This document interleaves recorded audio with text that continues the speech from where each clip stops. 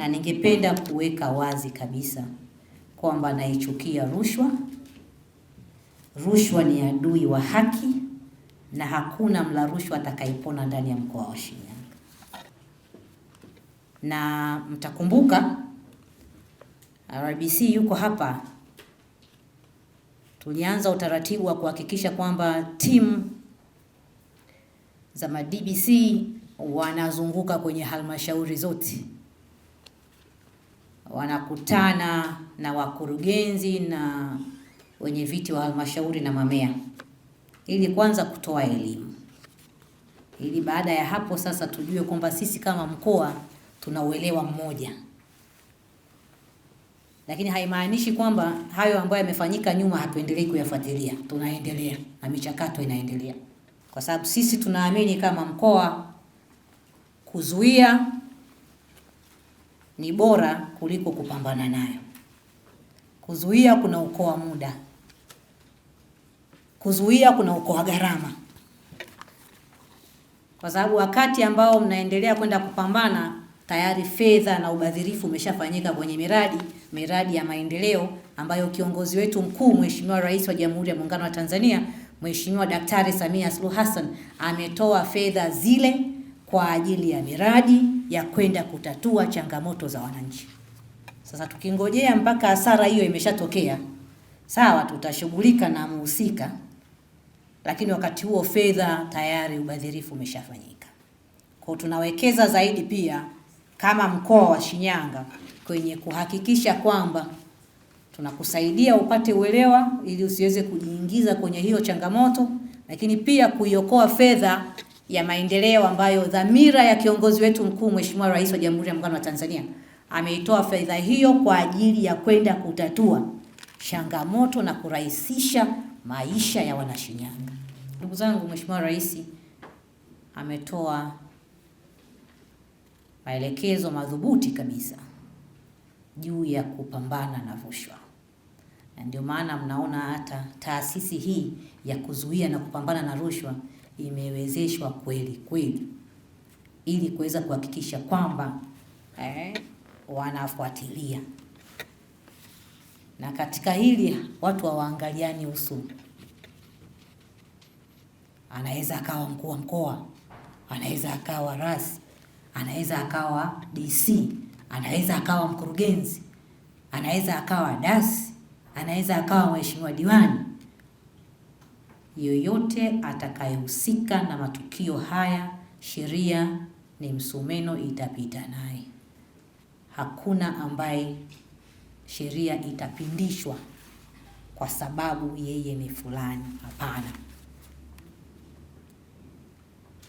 Ndugu zangu, nayazungumza haya kwa sababu mtaona tumeanza na semina kwa waheshimiwa madiwani, sasa tumekuja kwenye warsha ya kwetu sisi kama wataalamu ndani ya mkoa. Nikiwemo mimi, akiwemo rasi, akiwepo waheshimiwa wakuu wa wilaya, madasi, wakurugenzi, wakuu wa taasisi, na kila mmoja wetu atimize wajibu wake ili tuweze kuepuka changamoto hizi kwenye maeneo. Na sote tunatambua kwamba tangu uhuru serikali yetu imekuwa ikitekeleza miradi na program mbalimbali za maendeleo kwa lengo la kuboresha maisha ya wananchi. Lakini ndugu zangu, nimesema hapo awali kwamba katika hiki kipindi kifupi cha uongozi wa mama yetu kipenzi, Rais wa Jamhuri ya Muungano wa Tanzania Mheshimiwa Daktari Samia Suluhu Hassan, mkoa wa Shinyanga tumepokea zaidi ya trilioni 1.7. Na kwa kuzingatia umuhimu huu, ofisi yangu kwa kushirikiana na taasisi ya kuzuia na kupambana na rushwa, yani TAKUKURU, mkoa imeandaa warsha hii kwa wadau sisi ambao tuko hapa wote.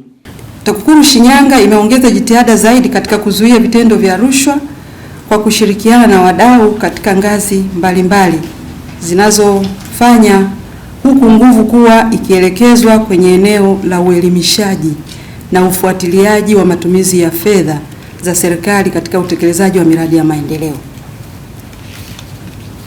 Kupitia pia programu ya TAKUKURU Rafiki, ofisi imeweza kushirikiana na makundi mbalimbali ya wadau kuibua kero na kuzitolea majawabu, kero ambazo zingeachwa bila kutatuliwa zingeweza kusababisha uwepo wa vitendo vya rushwa na wakati mwingine kutotimilika kwa miradi ya maendeleo. Yapo maeneo ambayo mfumo wa NeST unatutesa, hasa halmashauri za vijijini. Yaani unapokwenda Kishapu unapata shida, sio kama mtu wa manispaa ya Kahama na Shinyanga. Mimi nikitangaza kazi naweza nikarudia mara 3 haipati mtu. Kwa sababu kama ni fundi kule Kishapu waliopo ni wale waliozoea tu wa kawaida wale. Uje umtengeneze aingie kwenye mfumo, kwanza wengi hawataki. Ukija kwa supplier wa vifaa unakuta ni changamoto, unategemea supplier atoke Mwanza, mwingine atoke Kahama, mwingine Shinyanga manispaa. Nao wakija wana falsafa yao ambao tofauti na wewe unavyotaka. Kwa changamoto hizi zinakuwa kidogo zinatufanya baadhi ya miradi ichelewe. Sisemi kwamba nataka kusema mfumo usiwepo, lakini wakati mwingine tunachelewa kwa sababu ya hali halisi. Sasa mimi nilitaka pia niweze kupose swali kwa jinsi wasilisho lilivyofanyika.